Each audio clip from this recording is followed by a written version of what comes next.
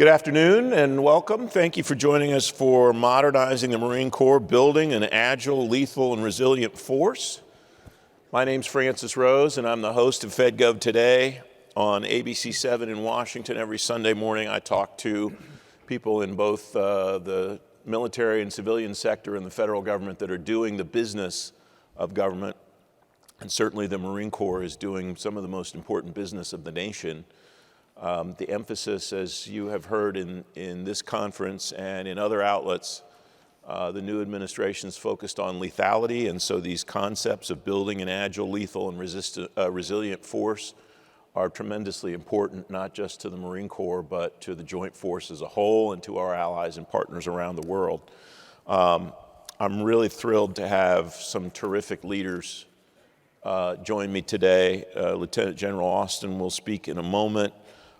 General Brodie is down with us on the end. I'm sorry I don't have my notes in order of your seating order. General Woodworth is here and General Watson is just to General Austin's left. And we'll hear from each of them in just a moment, but I want to encourage you I would like this to be as much of a dialogue as we can make it in a big hall like this. And so you'll see on the tables and on the screens the QR code. If you hit that QR code with your phone, that will open up a message that will come straight to me on this iPad, and I will be able to share those questions directly with the leaders on the panel here. And I'm going to do this a little bit differently in that I will invite you to send those right away if you have them. If there are topics that are on your mind, I'm not going to do the moderated panel and then we start to take questions. We'll integrate those into the conversation as much as we can. Starting immediately. So if there's something now or as we get underway, something strikes you and you would like to send that question in, all I ask you to do is if it's directed to one particular member of the panel, make sure you note that in what you send in. Thank you again for being here. I want to thank the Navy League for inviting me. I always love being a part of this conference.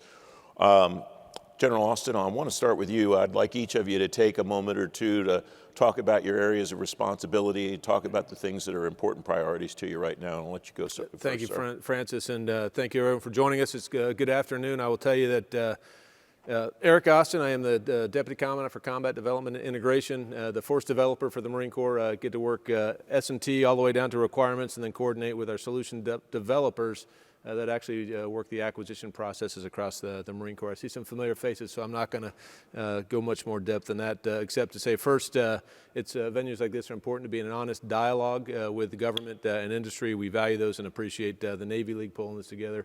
So you certainly hosting this and all the sponsors that made this happen.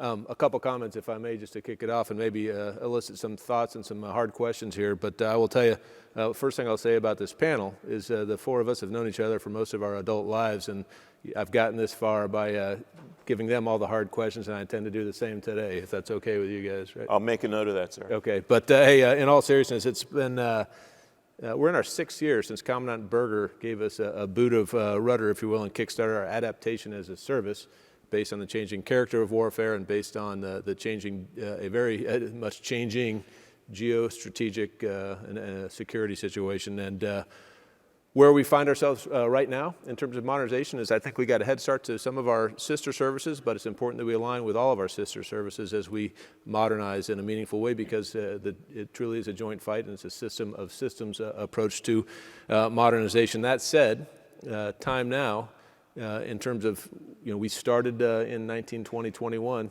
We made some very hard decisions, as you all understand, in terms of legacy equipment and strength reductions, reducing some formations, to create an asset that we reinvested in modernization. And we're at the point where we're starting to field some things that we didn't, that were just, maybe a PowerPoint deep in 2019. That part, ladies and gentlemen, is genuinely exciting. The thing I will tell you, from a happy but not satisfied approach that I try to take is it's exciting and we need to go faster. There's a very compelling need. I will tell you that today about 33,000 Marines are forward, 23 of them west of the international date line that are competing and deterring every day, and we owe them all the things we need to set conditions for them to campaign, compete, and if required, fight and win. So I'm going to. It's a compelling mission that we have. It's righteous work. I'm going to just fast forward to a couple comments here, but just to stir the pot with the audience. And as the combat developer, I'm just going to throw out a couple things that are on my mind, and hopefully some of the inbox will fill up here based on that. So let me hold it out here because my glasses are right there. But things in my mind are logistics and mobility. Acutely to the Marine Corps is the medium landing ship, which we're hopefully get the first article in construction here in a very near term, which we will see in about the 29 best case time frame. So there's also a bridging solution to get us there. Mobility and maneuver in the littorals is tremendously important to us, and we think a system of systems approach to how we fight, that's central to it. Amphibious warship readiness and inventory, and it's been a great, in support of, as the Commandant stated, a 3.0 MU construct, and then just a ready amphib warship force that can support our nation's national security demands. And to that point, a great comment from Admiral Kilby and Vice Admiral McLean over the past day and a half, talking about some specific moves that are going to be made to improve readiness. So we're partnered with them. No one's poking at each other. We're eager to solve this, and it's important to all of us. Robotics, all domains. A lot of time lately focused on UAS and counter UAS. Again, happy but not satisfied. General Davis, I see you out there. You know where I heard that one before, right, sir? There's a good news story tied to the approaches that we're taking to counter UAS, but we've got work to do, and we have to continue to adapt. Command and control, material solutions for command and control at echelon. And by that, I mean compute power, resilient kill webs, transport paths, ops and intel and fires fusion, leveraging artificial intelligence and other analytics. And where's the highest payoff for us with that? We're working hard with that. Lethality. We are modernizing our infantry battalions right now. We're about to complete experimentation with Victor 3-4 and make some recommendations to the Commandant. As you may have heard yesterday, we made some small tweaks to the infantry battalion just in the very near term. Our fires capability tied to surface-to-surface fires. Naval, Marine, Expeditionary Ship Interdiction System. We fielded the first Block 0 of those to 3rd Marine Littoral Regiment. As we sit here today, they're in the Philippines, and we're going to leave them for a little bit to campaign and provide, hopefully a deterrent effect, train, learn, and improve and modernize those. And then other things like organic precision fires, loitering munitions, one-way attack drones. We're learning about that. Almost done, and I'll hand it off to General Watson here. Modernizing our ACE in accordance with Project Eagle, which hopefully folks have had a chance to take a look at that. That list is incomplete, but the final thing I'll say is that each of us counts on two things. One, the amazing things that happen when we give this equipment that I alluded to Marines and sailors, and it usually it comes back. We learn all kinds of fantastic things that we didn't even expect to learn about a system and employment. Sometimes we break them, but that's part of the learning as well. And two, as we consider adaptation in any form, I would just endear folks to think of it in a holistic view across what we call the .mil-PF. So all aspects that we have to do, from doctrine to our organization to training to facilities. And the two hardest ones are really, facilities and training that we need to work hard at, that make modernizing rapidly tough. I will stop there. Thank you again for the opportunity. I think I went over my 90 seconds, but I'd like to hand it back to you, sir. I always say 90 seconds, anticipating that folks will have extra things that they want to add. So no harm, no foul, sir. Thank you very much, General Austin. It's great to have you here. General Watson, welcome. Hey, thanks, friends. I appreciate it. And thanks to the Navy League for having us. And thanks to everybody who's here for voting with your time. I know there's like 3 or 4 panels going on at the same time right now. So thanks for choosing us. I've got Training and Education Command for the Marine Corps, it's an easy job to kind of give a crap about everything in your portfolio. It is sort of cradle to grave, recruit training, boot camp to PhD programs, and individual to service level training. So that's sort of my portfolio, and work closely, obviously, with General Austin. We've got, I guess I'd start out by saying, pretty exciting time, I think, to be a Marine. And all of us came in, right around the end of the Cold War, and, kind of in the wake of Goldwater-Nichols and the fall of the Soviet Union. And for us as Marines, the release of a little white book at the time called FMFM1, Warfighting, now MCDP1, but kind of our foundational doctrinal publication put out by then, Commandant Al Gray. And super exciting time, wrestling with sort of a different way of thinking about war and warfighting, and all kinds of concepts and terminology and tactics, techniques, and procedures that we didn't fully understand. And we argued, we wrestled with them. It was an intellectually really stimulating time in the early 90s. And I don't think since then I have been in a Marine Corps that was as exciting until this whole force design journey and the conversation that Smash referenced a little bit ago. Intellectually, professionally, we don't have everything right. We are still figuring things out. We are making adjustments in stride based on the campaign of learning that General Austin referred to, but it's a pretty stimulating time to be wearing this uniform. In Training Education Command, we've got a few initiatives that maybe we'll get a little bit of time to talk about. Starting with what we call the 3 Ts, 3 projects, Tripoli, Trident, and Triumph. Project Tripoli focused on operationalizing a live, virtual, and constructive training environment for the 21st century. Project Trident, I think Navy, but naval fires. How do we build the maritime fires professionals that we need to close kill webs against our next adversary? And then Project Triumph, sort of a modernized learning environment. How do we become both more efficient and more effective in how we train our Marines? I'll wrap up with just a couple other things, kind of riff off Smash that are on my mind. I think if you include, or if you look at what we're seeing in contemporary conflict, then I think it's not all that much of a stretch to say we will never again fight without what we have traditionally known as air superiority, at least not persistently. And that has all kinds of second, third order implications for how we train Marines and the capabilities we invest in. I think when you look at signature management to that point in an era of ubiquitous surveillance, you look at unmanned systems integration, and you think about data and AI and how we change culture in the service and leverage the tools that are available to empower the organization to be more adept at warfighting against a peer-level adversary. There's a lot of exciting stuff to talk about and to think about that affects how we train and organize. Thank you very much for that, sir. General Woodworth, welcome. You're up next, sir. Thanks very much. I'm Jason Woodworth. I'm the commander of Marine Corps Installations Command, and I really appreciate your time today. Francis, thank you, sir, to the Navy League, but particularly to our industry partners here. We greatly appreciate your time spending a little bit of your afternoon listening to the 4 of us. We appreciate everything that you do to try to make our jobs and our lives easier every day. I asked the crowd for one quick favor and to think of what you think of when you think of bases and stations around the Marine Corps, and I'm happy to take more questions. But what I think is we need to start thinking of them as this is where warrior and family readiness starts. It's not just quality of life. It's not just a training range. It's not just a house.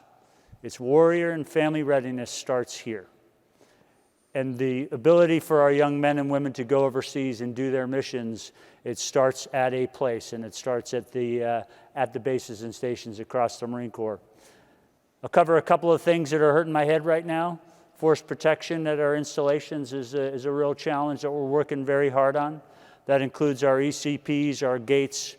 Particularly, it includes counter-UAS capability. General Austin touched a little bit on that. We're working in partnership with TECOM and CD&I, and of course PP&O to make sure that we come up with great solutions together with our industry partners.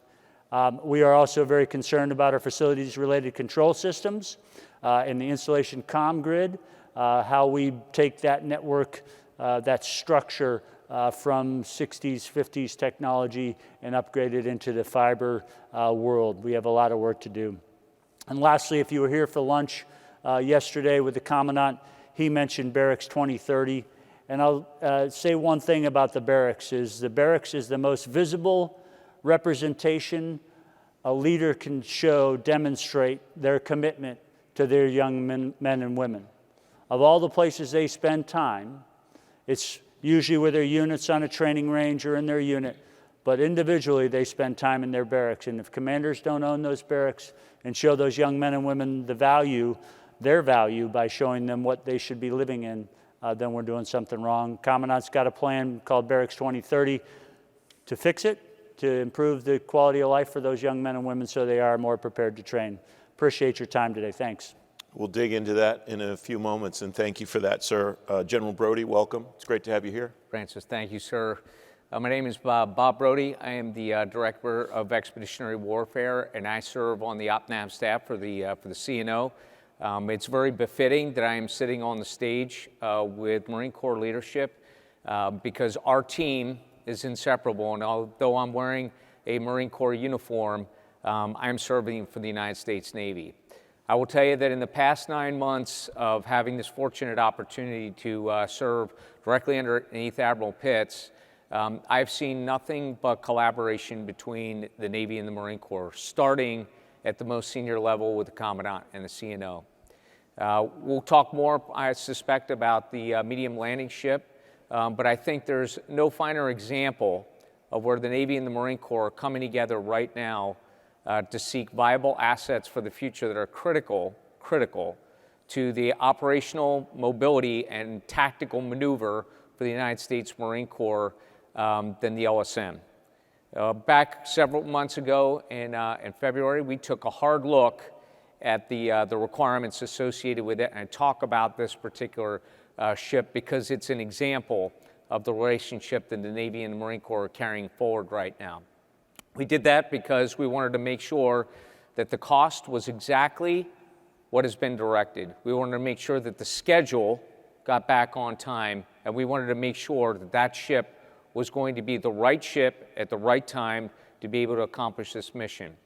I sat with Admiral Pitts and with General Austin, and I watched our two senior requirements officers take a look at what we needed to do, sign together, and get it done. And we're stepping out firmly in that direction.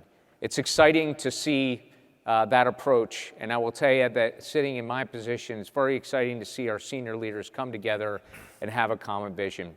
So last thing I'll share with you relative to vision is this, is that the N95 department has a pretty broad and vast portfolio, but this is the way I think about it.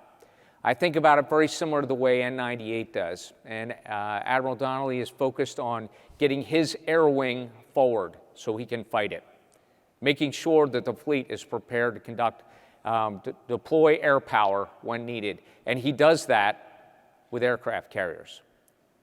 I will tell you that when I think about the N95 portfolio, I think about that warfighting element, and it's the MEU, it's the MLR, it's the stand-in force. That's the weapons system that is what I'm focused on. And I do that by thinking about how do we get there and how do we fight. And I will tell you, it starts with our Naval Special Warfare, our Navy SEALs that are forward deployed right now, working on unique ways so we can get into the and contest the environment within the littorals. Followed up with our expeditionary forces, whether that's Seabees, whether it's our Expeditionary Mine Countermeasures Company, whether it is the guards that are forward and all the infrastructure that is being maintained by them so that we can project power. Then we bring in our mine countermeasure fleet. As you know, our littoral combat ships have been outfitted with the new mine countermeasure package, which is currently en route to 5th Fleet. Key and essential to open up lanes for our amphibious forces to maneuver. And then I envision that amphibious group moving forward into littorals with all of our flight decks that are now on our amphibious combat ships, the LHA and LHD, capable of carrying our F-35s that project forward combat power, setting the conditions for our MAGTFs to move into position, to set in that Marine Littoral Regiment, to set in that Marine Expeditionary Unit, and facilitate maneuver, mobility, and seize key maritime terrain in support of our naval forces. All of that nests within N95. So when we think about the future and we think about what the requirements are and the resources that are required to do so, when you tell that story, you can envision risk. And it's all about buying down risk so that our fleet can fight and win. Sir, that's all I have. Thank you. General, thank you for that, and thank all of you for getting us going. You all either alluded to or explicitly called out force design in the comments that you made. General Austin, You in particular said it's been 6 years since General Berger started down that path. What have you learned? And by the way, please feel free, all of you, to jump in if you want to follow. And don't feel like I have to be the traffic cop of all the questions if you want to add to something that one of your colleagues has said. But General Austin, what do we know now about implementation and execution of force design that you've learned over that interim 6 years to get to the end goal, and how has it maybe shifted based on the way the threat landscape has shifted from actors around the world, based on what we've learned from other conflicts and so on? Thanks for the question, Francis. I'll make a couple of comments here and then see if it serves a pot. But first thing I want to say is one of the things that I've say of late is our job from CD&I is to help the Marine Corps responsibly modernize. And that's tremendously important, whether you call it force design or not. It's responsible modernization. Proud of the fact that we've cleared 2 clean audits the last 2 years, and we're looking to knock on the door of our 3rd, hopefully. Very proud. Within that, one of the things I see as my job is to responsibly modernize how we responsibly modernize the Marine Corps.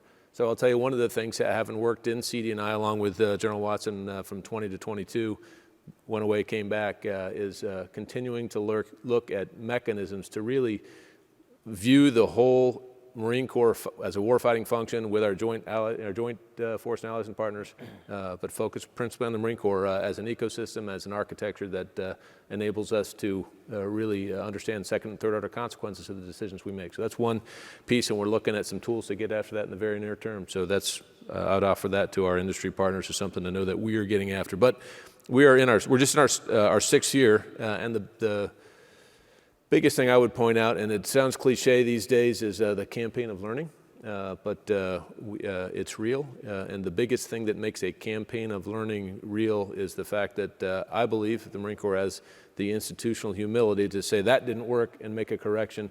There's been a number of cases where we've done that, tied to aviation capacity, tied to adjustments to our infantry battalion, tied to our fires portfolio, and tied to some of our other formations that I think are noteworthy and demonstrate that point. I'll finish with this point, that force design to me is an activity. I think that's how it's designed by the Joint Force, and how we responsibly modernize the Marine Corps is also tied to how we continuously adapt and execute force design, look past the headlights or wherever that time horizon happens to be. That's going to influence things that we design and build. And so we're trying to incorporate that and be the truly adaptive force across activities beyond just CD&I. Mm-hmm. Solution developers, our CFO, Headquarters Marine Corps P&R, General Adams and his crew, and all of the elements of our team reinforced by the fleet activities. Something that I take away from that comment that I find interesting is that you mentioned the audit, and the way that the audit success that you've had has been pervasive in the way that the Marine Corps thinks about how it's achieving its mission. I'm not sure that would have been the case maybe even 5 years ago, let alone 10 or 15 years ago when the audit process really started full force in the department. How has that changed the way that you approach all of those things that you just laid out? Two points. One, I agree. When audit started, it was a pain. And we were all a little skeptical that the juice was worth the squeeze, that the effort was really valued. But my goodness, is it 100% worth the effort? And like anything else, when you start it, there's a bow wave of activity to kind of push through to get it to get in stride in that effort, but to maintain the trust and the accountability, and to have proof that we know how we're spending our money is tremendously important, and we'll continue to spend every dollar responsibly that we are given. To that point, where it sits right now is we're actually taking a look to even normalize it more, because we do value it. And I think that there are tools that maybe tools that I share with DCP&R, that as the chief financial officer and us as the requirements team, we look at this kind of ecosystem and provide a more automated traceability and really make it less of an effort, to be honest, but make sure that we continue to understand and value that as an opportunity for the Marine Corps and responsibility to those that resource us. Anybody else want to add anything on force design?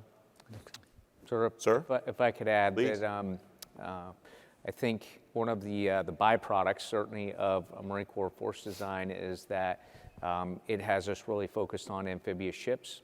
It has us very focused on the medium landing ship.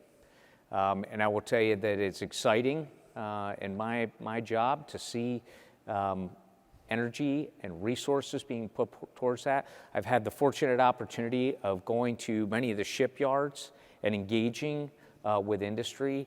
The energy and the lean forward approach and innovation to not only what they're producing, but the method of production, focused on schedule and trying to get us what we need as soon as possible.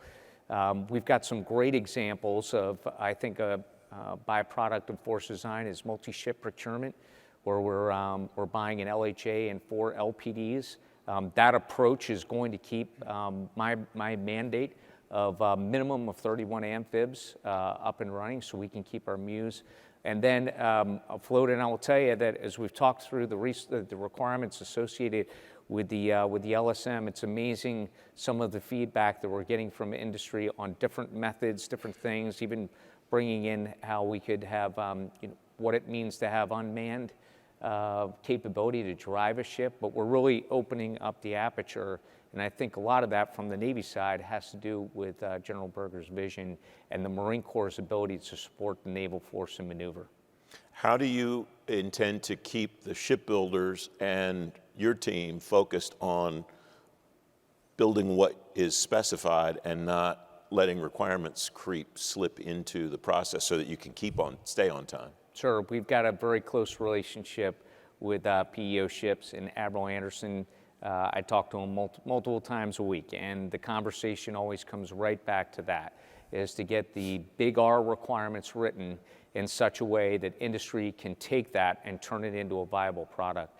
And that relationship between N9 and the acquisition community, all the program offices, is key and essential to exactly what you're talking about, to facilitate industry and to keep us on schedule so we get those ships out there and able to support our Marines and sailors. What do you see when you go to those shipyards? A lot's been made recently of the capacity that's needed to grow quickly, to scale up, to build not just what you need, but what the Navy needs, Coast Guard needs, and so on. But what do you see when you get down to the nitty-gritty and you see the people that are building them? Sir, I see energy, I see focus.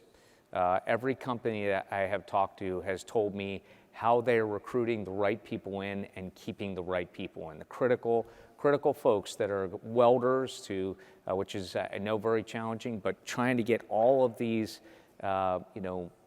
journeymen up to speed and true craftsmen to be able to stay in the trade and facilitate growth. I mean, I see a lot of energy, innovation in there, and quite frankly, I've seen some of them that model a lot of our military approaches to how we train folks, keep folks, sustain folks, and do talent management the way we think about it.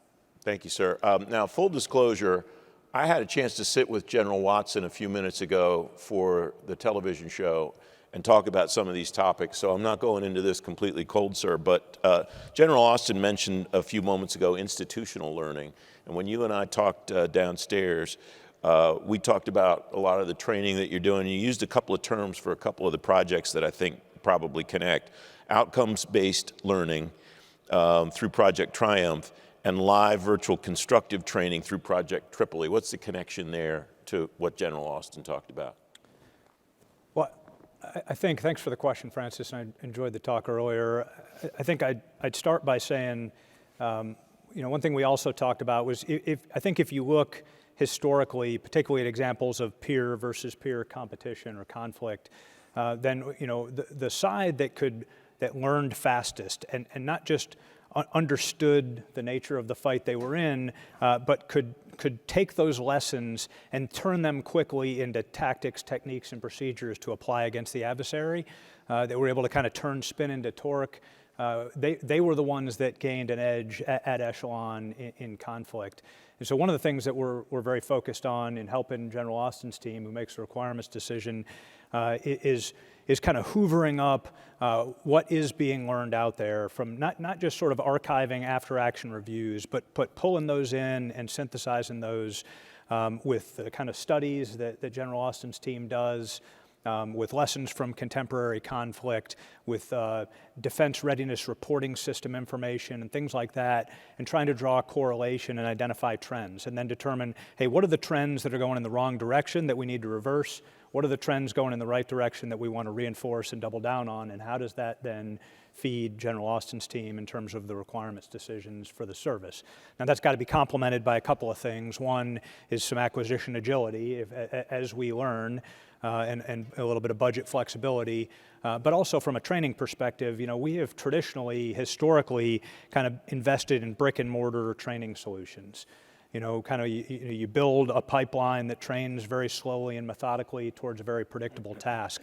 And that's not necessarily the world that we're in these days. So figuring out how to position Training and Education Command to be adaptive and a little more agile in how we train folks is really what leads into, kind of like the Project Triumph space, which is just how do we leverage technology?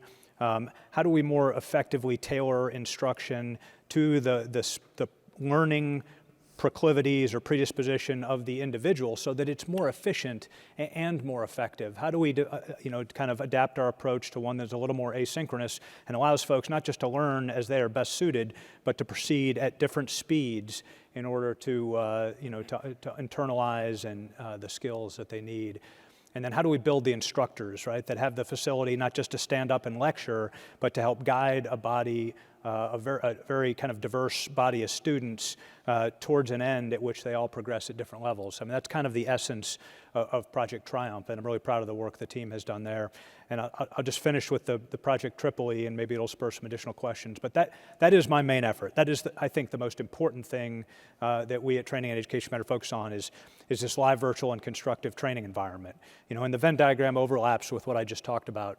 And the idea is that if you look at what we're investing in this modernization journey, the non-kinetic capabilities and the long-range kinetic capabilities, and think about how do we practice warfighting in a way that allows our Marines to train with all of those capabilities as we intend to fight a peer-level adversary like China.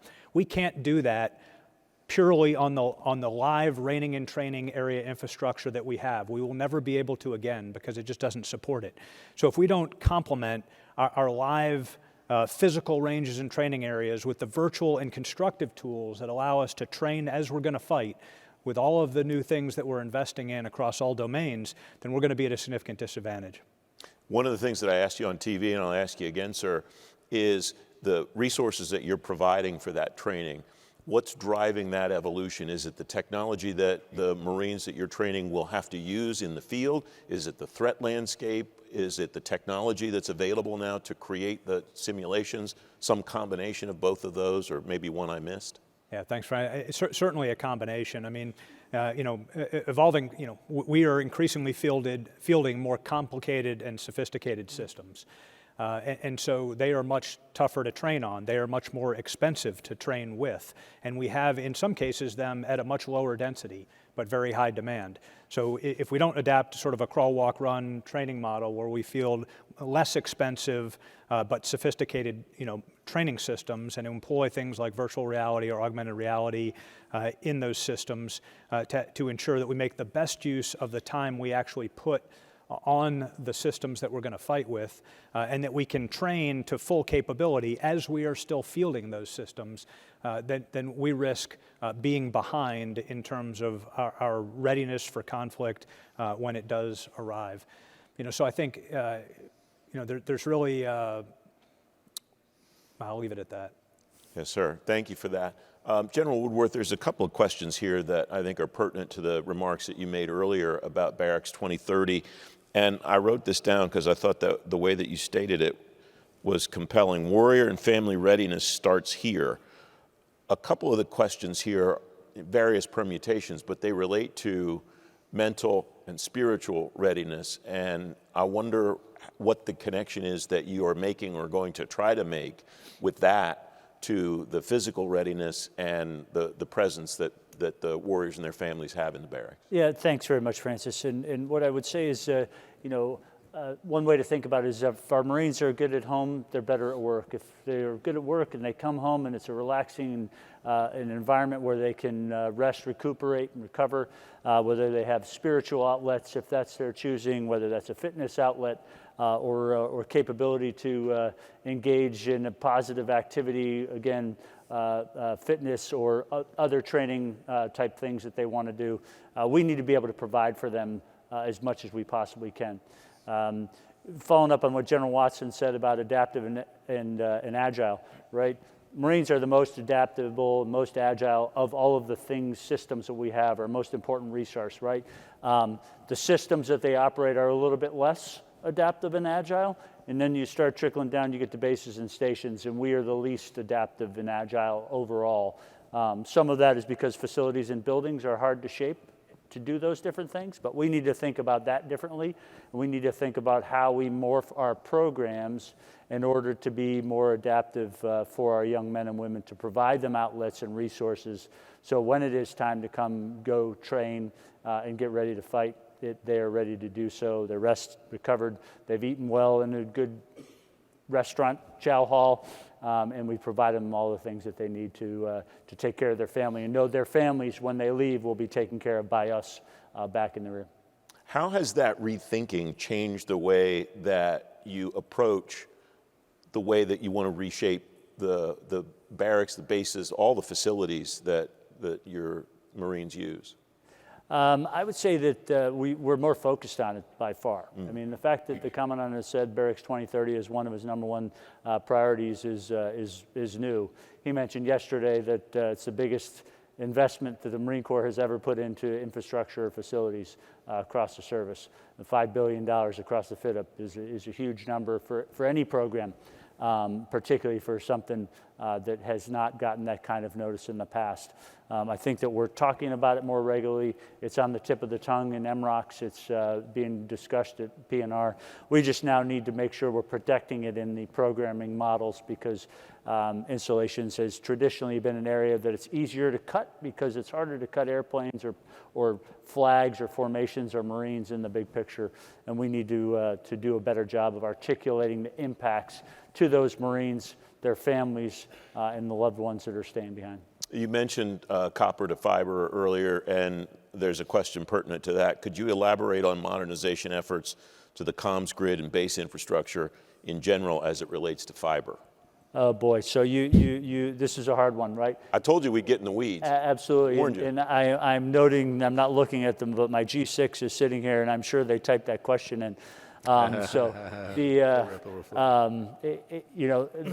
it's a hard problem, right? A lot of our pipes, any pipe, is old, and getting after fixes for things like copper is going to take significant investment. We are not diverse in this area. I won't be too specific about how undiverse we are, but we have got to do more to have more backup paths and networks capability across the force, because the installation's communication grid, whether it's forward in the first island chain, where we're going to fight we're going to go on the offense from our installations, or it's in CONUS where we're on defense today, are at risk, and we need to do a better job of protecting them and upgrading those systems so we can do so more easily. A couple here that don't have particular subjects addressed to them, but I'll throw them out there, and if somebody wants to take them, terrific, and if not, I'll throw another one out really quick.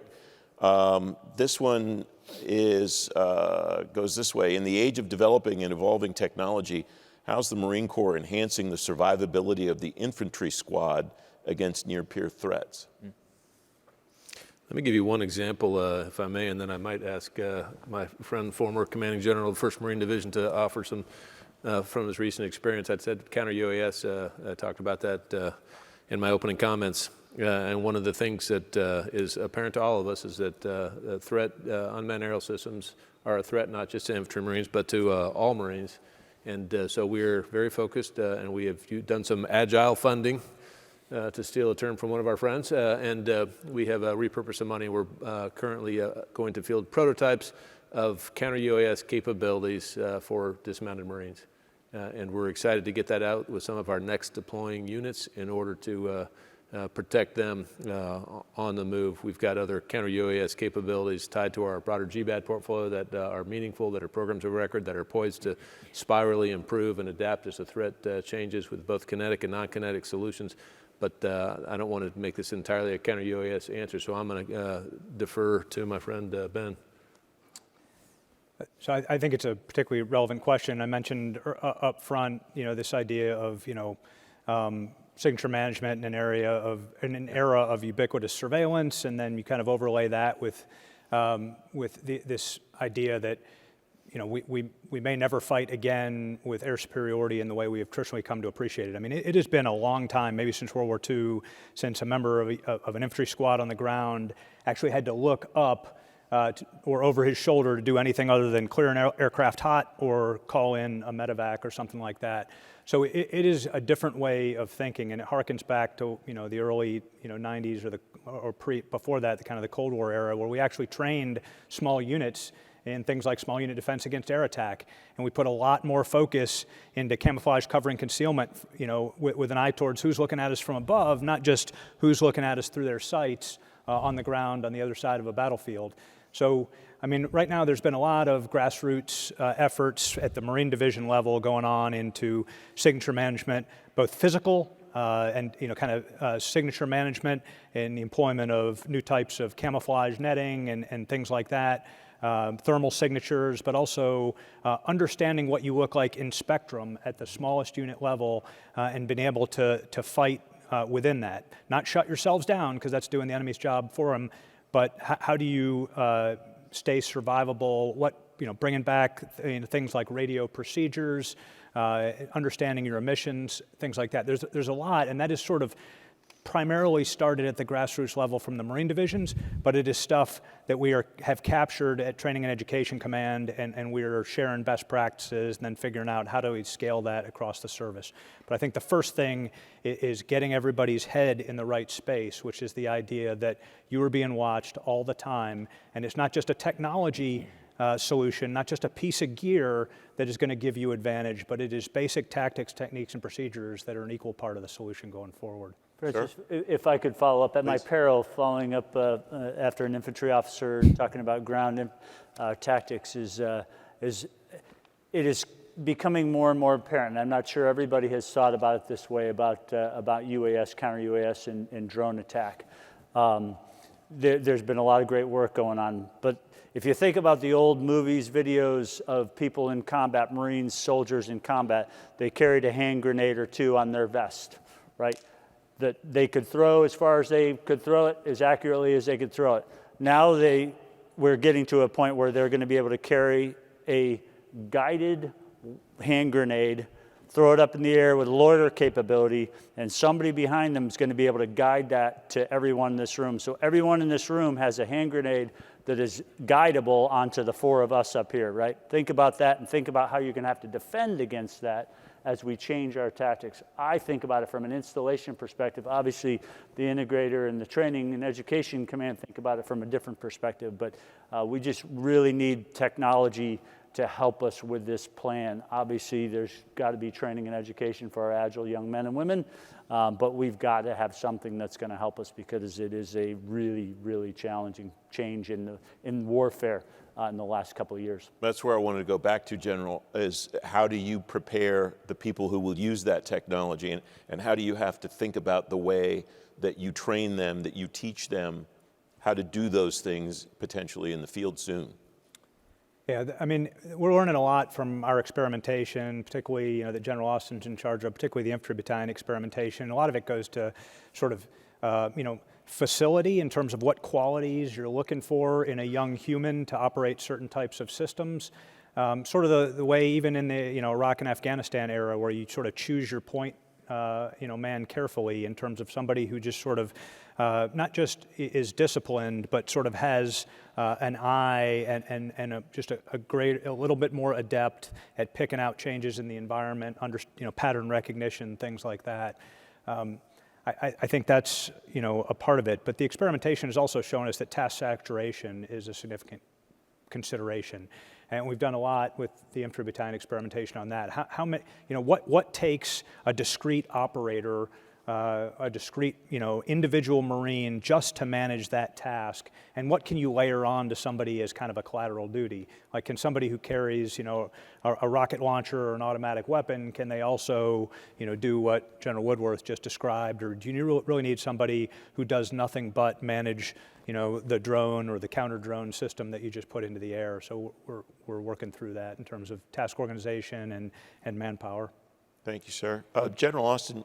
I just wanted to make one Please. point to riff off of General Watson real quick, if I may, and hopefully it's apparent by now that every problem that we've talked about, there's a material and non-material solution, and the linkage between the combat developer and the training and education command is tremendously, tremendously important. It's close, it's tight, and the earlier we have these conversations as we prepare to field new and novel equipment, whether it's a prototype or a program of record, the better. And so I would ask all of our industry partners to please keep that in mind, and we're a big T in .mil-PF for training. Thank you. Sure.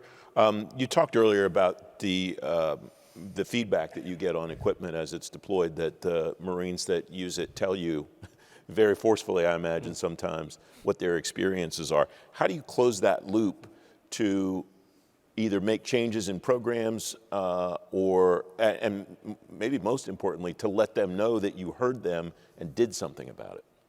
Great question, and there are some examples of some of the equipment that we're fielding right now that we're having some readiness challenges with, and what we are, to be very honest, we're benchmarking an aviation-based program, which is kind of a running assessment across all the pillars of .mil-PF that goes on regardless of what's funding profiles or anything through the life cycle of that system, and regardless whether there's an issue or not, it elevates to the 3-star level, and you have an awareness, and if you need to make a decision or drop your shoulder to push through some barriers or provide solutions, you do that. And that kind of communication builds transparency and trust.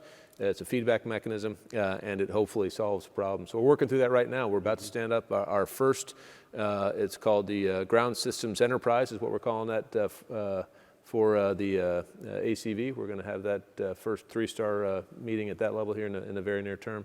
The aviation, again, the Naval Aviation Enterprise approach, that's far more mature. That's one example, but there are many other ways that are less formal that just involve good communications, getting out and about and understanding and listening more than you talk sometimes. But I'll land it with the burgeoning new capability that we're doing via not a pop-up TTF, but we think it's a sustained process to address those challenges.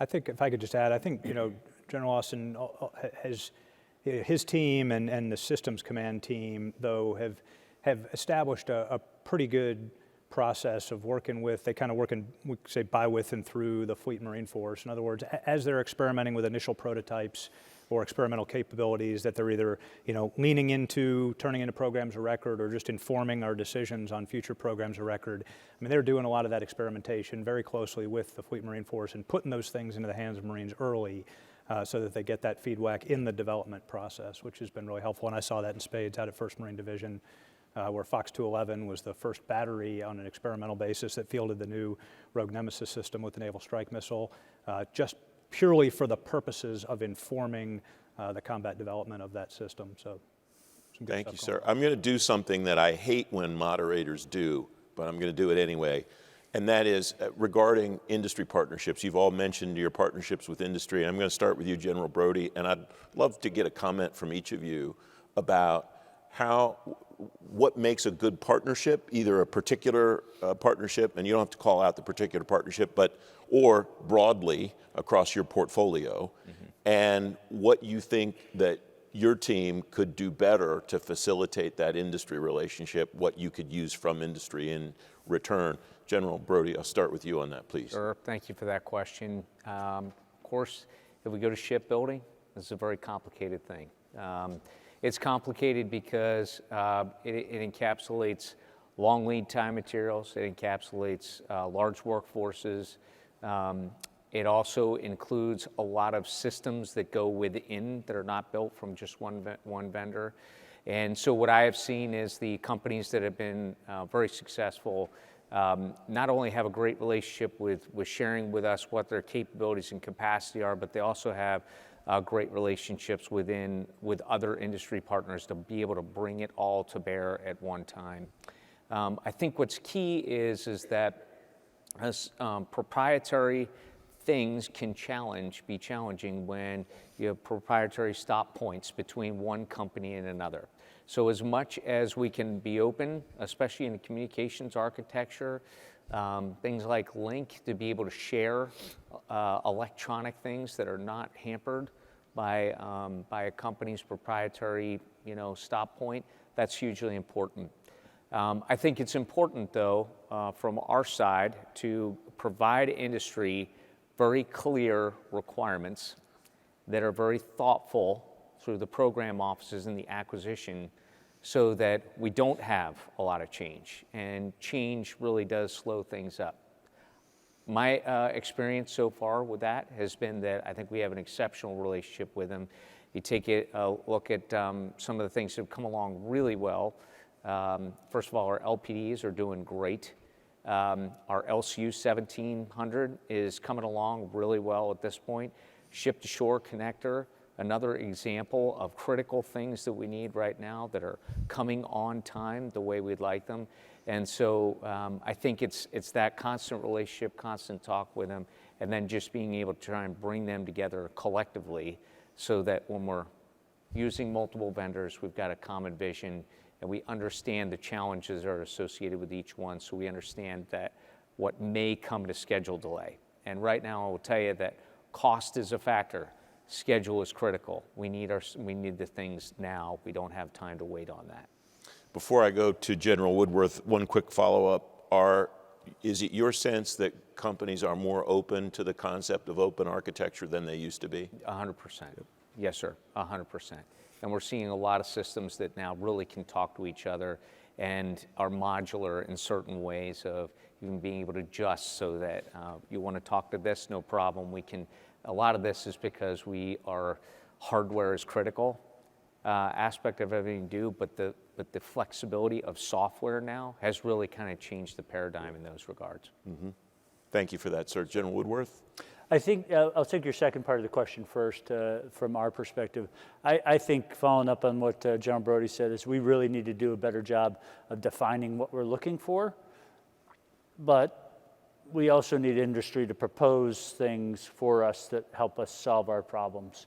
And so maybe it's just we need to better describe our problems to them. And I would say that we struggle and I'll only really speak installations and facilities piece.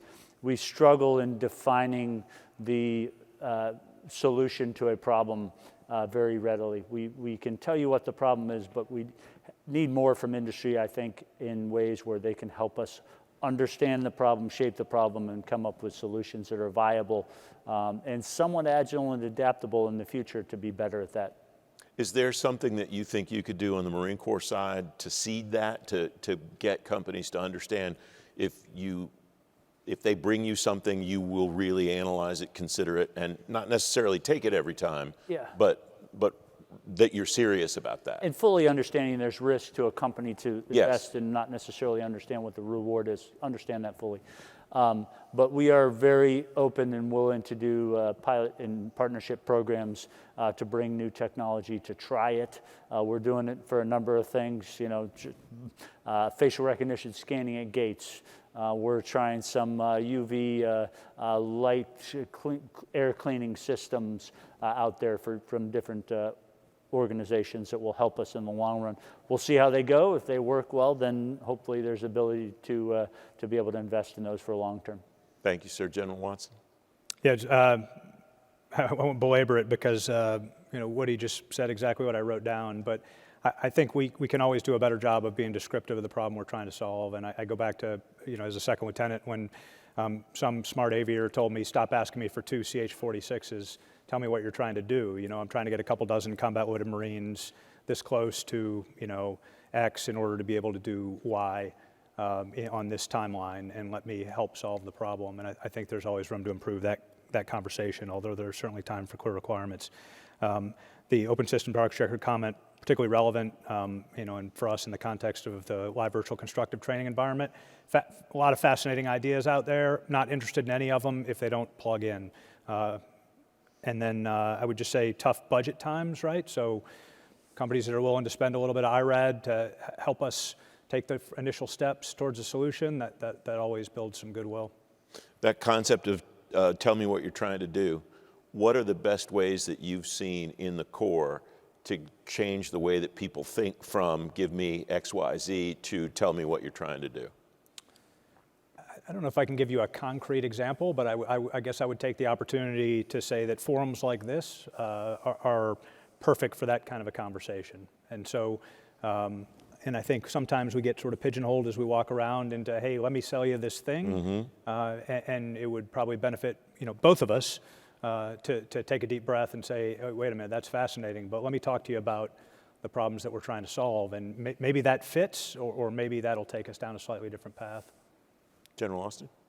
So the thing that I like most about industry partners is food, right? We were at Huntington Ingalls last week, and they made an amazing lunch for us. We paid for it. It was ethical, legal, but it was good, right? Yeah, it was amazing. But and all that was in Pascagoula, and they were great hosts. But in all seriousness, a couple of quick comments, and I'll sound a lot like my fellow panelists. One, in the Marine Corps, we're following a threat-informed, concept-based capability development, which it keeps us from being a hammer looking for a nail, if you know what I mean. So it has to fit within our concepts, and the important piece that was stated by my friends here is that we have to be in a two-way dialogue with industry all the time. I'm a full believer in a cross-functional approach, whether that is from requirements to acquisition to S&T working together, or government and industry making sure that we're in a conversation early and often. And we've had a couple of great talks at CD&I where we just sit down in the conference room and we don't talk about a thing. We talk about how we think about fighting and just provide that kind of information. We're happy to have those conversations. Admiral Kilby yesterday talked about, and he was talking on behalf of the Navy. It's true in the Marine Corps as well. In some cases, we're hesitant. We kind of lawyer up when we're talking to industry, which is completely unnecessary. We need to be within the security construct that we're living. We need to be open, honest, and have those conversations, and we're eager to do that. And it takes time and effort on both sides, but all about doing that. There's a leadership mandate for people like us to make sure our teammates are eager and willing to have those conversations. And then there's just a setting conditions in venues like this. I will tell you, Modern Day Marine is coming up, and we'll be all in for that and the conversations that go on those 3 days in the Washington Convention Center. And one of the things that we're going to do, McWill is going to host this after Modern Day Marine wraps up. We're going to have a special access program level industry day that allows us to have that conversation at a different security construct, which I think is similarly important. So we're just looking for vehicles to have these kinds of conversations, and hopefully that helps. That's terrific. We have about 2.5 minutes left, and so my final question will be to anyone who wants to take it, and that is there something that you wanted to say and didn't get a chance to? I got one, and I just, because I'm pretty excited about it, but, and this is an initiative that, my team and General Austin's team are partnered on, but, one of our mantras, kind of bumper stickers, which has real meaning for us culturally as a service, is sort of every Marine a rifleman, but the idea that any Marine, using a precision weapon can, kill somebody who needs killing at ranges up to 500 meters. But you think about that, and that's still important, right? Is being able to achieve combat overmatch at that echelon. But now, if you use technology, that same Marine can be just as lethal at ranges out to 15, 20 kilometers and beyond.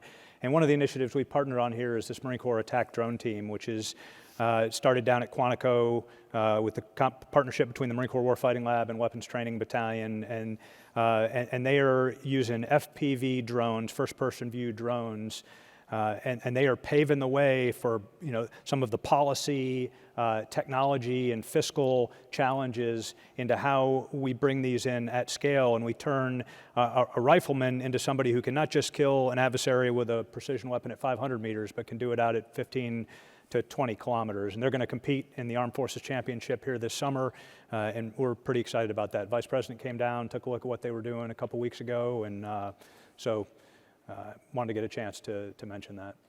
Gentlemen, I want to thank you for your participation in this discussion. It's been terrific to learn what you all are doing. I want to thank the Navy League for inviting me to be a part of this. It's one of my favorite conferences every year. And I want to thank you for being here and listening this afternoon, sending your questions in. I appreciate your time and hope you have a great rest of the conference. Thank you for coming today. Thank you.